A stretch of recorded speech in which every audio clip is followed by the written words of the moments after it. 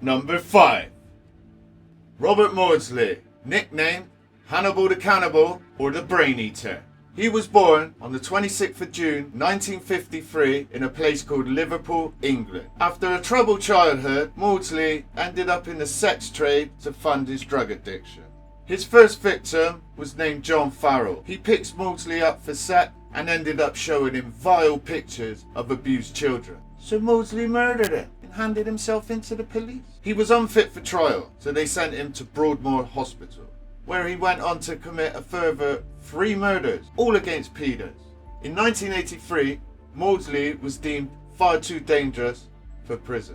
So they built a special 2-cell unit in the basement of Wakefield Prison.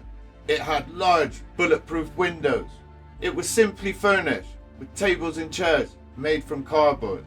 Robert Mosley is still alive today, where he's still confined to his glass cell, where he's been isolated since 1979. He is the longest serving British prisoner and the earliest person still living to be subject to a whole life order, which is comforting to know because he vowed to kill again if ever released. Number 4. Dennis Nielsen, nicknamed the Kindly Killer, sometimes compared as the British Jeffrey Dahmer because of their similarities. Born 23rd of November 1945 in Fraserburgh, Aberdeenshire, Scotland. His victims would be lured to his house with deception and killed by strangulation, sometimes accompanied by drowning. After killing each person, Nielsen would ritualistically clean and dress them and coexist with them for days on end, before finally dissecting and disposing of the body parts. This led to him being caught on the 8th of February 1983, after Dynarod employee Michael Cateran was called to the infamous Cranley Gardens property due to body parts blocking the drain. Dennis Nielsen was convicted of 6 counts of murder and 2 attempted murders, and he got life without the possibility of parole. He later confessed to killing at least 15 people, but we won't know anything more because he died in May 2018. 3. Peter Sutcliffe, nicknamed the Yorkshire Ripper. He was active between 1975 to 1980. Sutcliffe said he was acting on The Voice of God.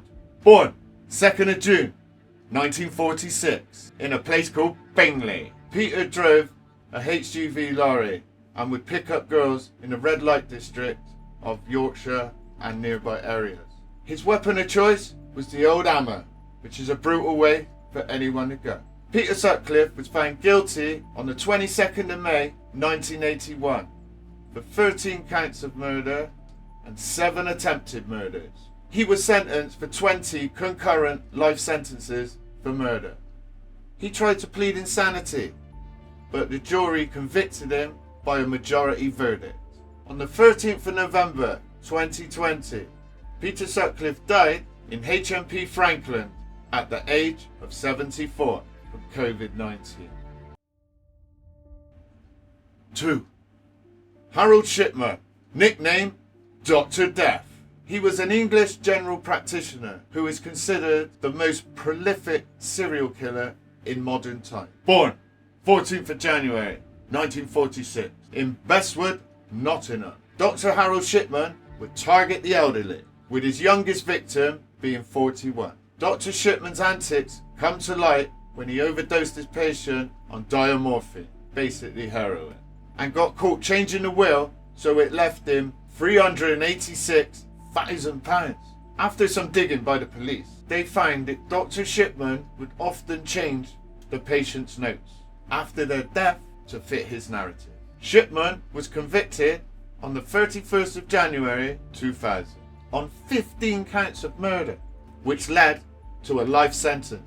After an in-depth inquiry, it is thought that Harold Shipman killed and murdered 215 of his patients.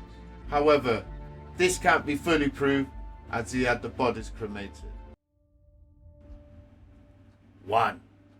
Fred West, one part of the infamous couple Fred and Rose. Fred's activities spanned from 1967 to 1987. However, Rose joined up with Fred in 1969 and the murdering couple was formed. Fred West was born on the 29th of September 1941 in a small village in Herefordshire called Muchmarcle.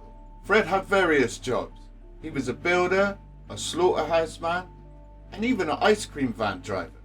Fred moved around a bit in the early years, but once with Rose, they moved to the infamous 25 Cromwell Street, which was nicknamed the House of Horrors. Fred's MO was often varied, depending on external factors. The only commonality was strangulation. Fred targeted young girls, and he would often rape and torture.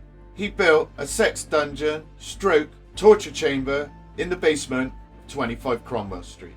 On the 23rd of February 1994, the police raided 25 Cromwell Street and unearthed what Fred and his wife Rose had been getting up to.